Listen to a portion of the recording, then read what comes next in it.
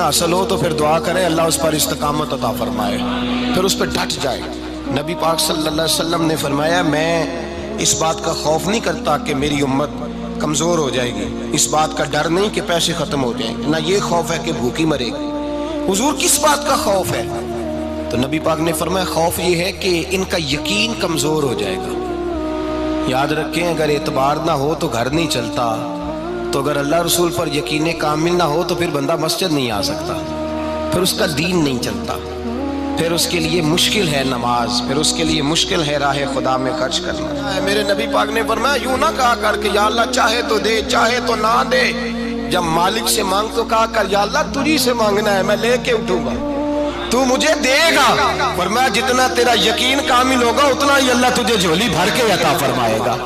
کمزور سا مسلمان، لڑکھڑاتا سا مسلمان دیکھتا ہوں کرتا ہوں، اور یہ بھی نہ دیکھا کریں بھائی ایمان یقین کو استقامت کے درجے پہ لیں، یہ نہ دیکھا کریں کہ وہ کیسے دے گا، وہ کسی وسیلے کا محتاج نہیں ہے، وسیلے کو پسند کرتا ہے، پر وسیلے کا محتاج وہ بغیر وسیلے کے بھی دے دیتا ہے۔ ہر آدمی ماں باپ کے ذریعے پیدا ہوتا ہے، اگر پیدا کرنا چاہے تو جناب عیسیٰ کو بغیر باپ کے پیدا کر دیتا ہے، اگر پیدا کرنا چاہے تو حضرت آدم کو بغیر ماں اور باپ کے پیدا کر دیتا ہے۔ جب یقین رکھیں، یقین قرآن مجید پڑھیے،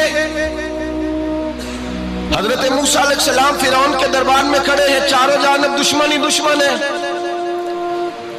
جادوگر آ گئے، انہوں نے سانپ چھوڑے، حضرت موسیٰ کے ہاتھ میں ڈنڈا تھا، حضرت موسیٰ کہتے ہیں یا اللہ کیا کروں؟ تو اللہ تعالیٰ نے فرمایا اپنا عصا پھینک دو۔ کہنا چاہیے تھا نا کہ یا اللہ ایک ہی تو شے ہے، اتنے سانپ ہے، بچانے کے لیے ڈنڈا ہے وہ پھینک دوں؟ ڈنڈا پھینکا جاتا ہے، سانپ کو دیکھ کر کے قابو کیا جاتا ہے۔ یہ میرا اور آپ کا ذوق ہے نا، لیکن انبیاء کرام کا انداز ملاحظہ کیجئے میرے عزیزو۔ اللہ فرماتے ہیں ڈنڈا اے موسیٰ ڈال دے اپنا عصا، پہلے نہیں فرمایا کہ سانپ بن جائے گا، فرمایا بس تو ڈال دے۔ میں اور آپ ہوتے ہیں تو سامنے ہے، ڈنڈا ہاتھ میں ہے، ہم کہیں گے عجیب بات ہے، یہی تو دفاع کی چیز ہے، اسی کو ڈال دوں تو بچوں گا کیسے؟ کہا ڈال دو، تو حضرت موسیٰ نے ڈال دیا، کہا میرے رب کا حکم ہے تو میرے لیے بہتر ہی ہوگا۔ اللہ فرماتے ہیں جب موسیٰ نے ڈالا تو میں نے اس ڈنڈے کو، اس عصا کو اژدہا بنا دیا۔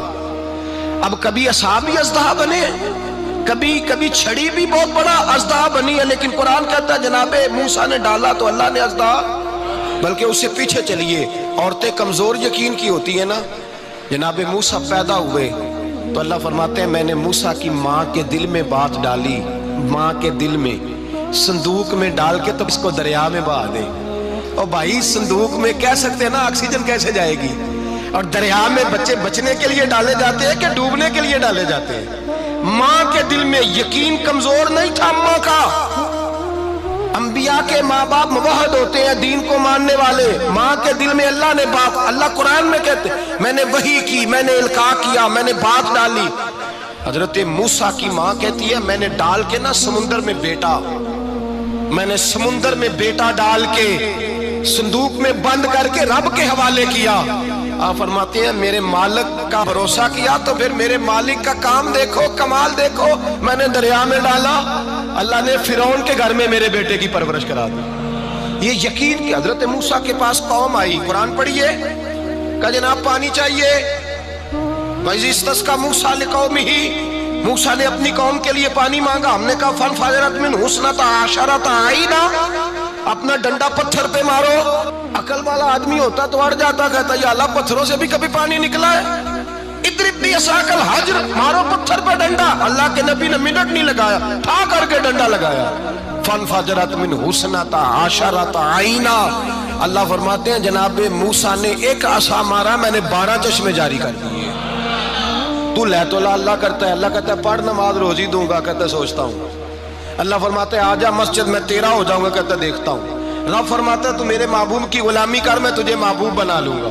تو کہتا ہے تھوڑا بڑا ہو کے داڑھی رکھنی ہے، ابھی سیانا ہو کے میں ذرا سرٹیفکیٹ لے لوں اسرائیل سے کہ کتنے سالوں کے بعد آئیں گے، پھر شروع کروں گا۔ پروگرام بنا رہا ہے، ابھی تو ارادے میں ہے۔ اللہ کے پیغمبر کا ڈنڈا، اور اس سے زیادہ آگے بات ہو گئی، پیچھے فوج لگی ہوئی ہے فرعون کی، مجمع ہے، ہزاروں لاکھوں کا لشکر لے کے، تلواریں نیزے، فرعون پیچھے، آگے دریا آ گیا۔ حضرت موسیٰ علیہ السلام کھڑے ہیں، اب کدھر جائیں؟ اللہ پاک نے فرمایا مارو ڈنڈا۔ کہاں؟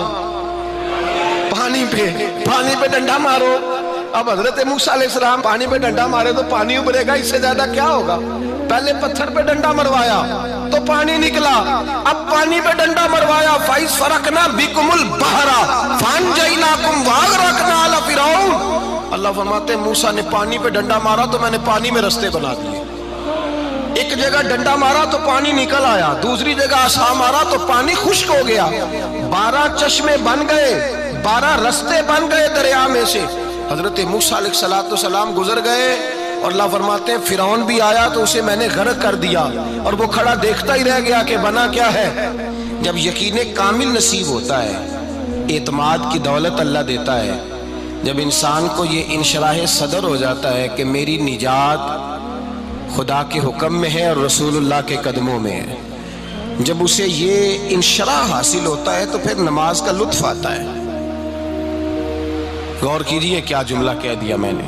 پھر اسے نماز کا پھر اسے نماز بوجھ نہیں، بلکہ نماز نہ پڑھے تو اس پر بوجھ ہوتا ہے۔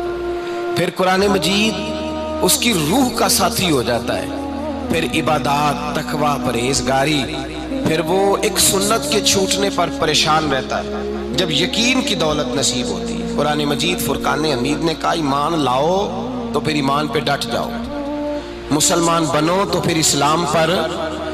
پھر یہ جو کمزوری ہے نا، یہ دیکھتے ہیں، کرتے ہیں، چلتے ہیں، ابھی کل ابھی پرسوں بہانے ہیلے، ابھی میں نماز شروع کرتا ہوں، دیکھتا ہوں لا الہ الا اللہ محمد الرسول اللہ صلی اللہ علیہ۔ جب کسی نے کلمہ پڑھا تو اس پر پورا دین ضروری ہے، پورا۔ اب وہ یہ نہیں کہہ سکتا کہ تھوڑا تھوڑا کر کے آؤں گا۔ یقین کی دولت نعمت ہے۔ اللہ پاک قرآن مجید میں فرماتے ہیں ان الذین قالوا ربنا اللہ ثم استقاموا، جنہوں نے کہا کہ اللہ ہمارا رب ہے اور پھر وہ اس پر ڈٹ گئے، پھر اس پر وہ کہا تو ڈٹ گئے، کھڑے ہو گئے، نہیں اللہ ہی رب ہے، اللہ ہی دینے والا، اللہ ہی مالک، اللہ ہی ہمارا رازق ہے، رب ہی ہمارا سب کچھ۔ جب ڈٹ گئے تو فرمایا تتنزل علیہم الملائکہ، پھر میں ان کی مدد کے لیے آسمان سے فرشتوں کا نزول فرمایا کرتا ہوں۔ فرشتے کیا کہتے ہیں؟ اللہ تخافوا ولا تحزنوا، غم نہ کرنا، خوف نہ کھانا، وابشروا بالجنۃ التی کنتم توعدون، ہم تو تمہیں اللہ تبارک و تعالیٰ کی اس جنت کی خوشخبری دینے آئے ہیں جس کا رب نے تمہارے ساتھ وعدہ کیا ہوا ہے۔ پھر فرشتوں کا نزول ہوتا ہے، لیکن شرط کیا ہے کہ ایمان لائے، اور پھر ایمان پر پھر یہ نہ سوچے کہ وہ کس طرح دے گا، وہ کیسے عطا کرے گا، وہ میری مدد کس طرح کرے گا، نظام کیسے چلے۔ ڈٹ جائے کہے میرے اللہ کا حکم ہے تو میں نے حلال ہی کھانا ہے، میرے رب کا حکم ہے تو میں نے تھوڑے پہ ہی گزارا کرنا ہے، میرے مالک کا حکم ہے تو میں نے اپنی جیب دیکھنی ہے، دوسرے کی نہیں دیکھنی، میرے رب کا حکم ہے تو میں نے اس کی اطاعت میں رہنا۔ جب ڈٹ جائے گا اللہ کے احکامات پر، جب ڈٹ جائے گا تو اللہ فرماتا ہے پھر میں تیری مدد کے لیے فرشتوں کا نزول کروں گا۔ نبی پاک صلی اللہ علیہ وسلم نے فرمایا 2 دولتیں اگر کسی کو اللہ دے دے تو سمجھے اللہ نے اسے دنیا کی سب سے زیادہ دولت عطا فرما دی۔ یا رسول اللہ وہ کون کون سی چیزیں ہیں؟ فرمایا ایک جس شخص کو اللہ نے معاف کرنے کی دولت عطا کر دی، جو معاف کرنے لگ گیا، جس کی طبیعت میں درگزر آ گیا، جو معاف کرنے لگا، غلطیاں معاف کرنے لگا، جس کو ایک دولت یہ مل گئی۔ اور دوسرا میرے مصطفیٰ نے فرمایا جسے اللہ نے یقین کی دولت عطا فرما دی، جس کو یہ 2 دولتیں مل جائیں، ایک درگزر کرنا، دوسرا رب رسول پہ یقین کامل رکھنا، اسے کائنات کی ہر شے مل گئی۔ میرے نبی پاک نے فرمایا جب بھی دعا مانگو خدا سے یہ 2 نعمتیں مانگا کرو، عرض کیا کرو اے اللہ درگزر کی دولت عطا فرما، اے اللہ تو ہمیں یقین کی دولت عطا فرما، ایمان کی قوت اور پختگی نصیب فرما۔ میرے بھائی حضور نے فرمایا مانگ کے لو۔ کمزور ایمان والا شخص کسی کام کا نہیں ہوتا۔ جس آدمی کے ذہن میں شک کا بیج ایک دفعہ جنم لیتا ہے وہ آدمی تو غلام سے بدتر ہے، بے کیف سجدہ، روٹھی روٹھی سی عبادت، اس کی زندگی کیفیات سے خالی ہے۔ جس شخص کو پتہ چل جائے نا لوگ میرے مخالف ہیں، اس کا تو سجن رہتا ہی کوئی نہیں۔